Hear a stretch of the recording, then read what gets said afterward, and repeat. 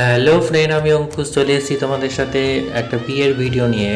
এটা হচ্ছে মেঘার বিয়ে। মেঘা বলতে আমার মামার ছেলের মেয়ে, মানে আমার ভাইজি হচ্ছে সম্পর্কে। তো ওর বিয়েতে আমাদের আগের দিন থেকেই নিমন্ত্রণ ছিল, বাট আমার টাইম হয়নি। আমি বিয়ের দিনই গেছিলাম। তো বিয়ের দিন গিয়েই দেখো এখন গায়ে হলুদ হচ্ছে।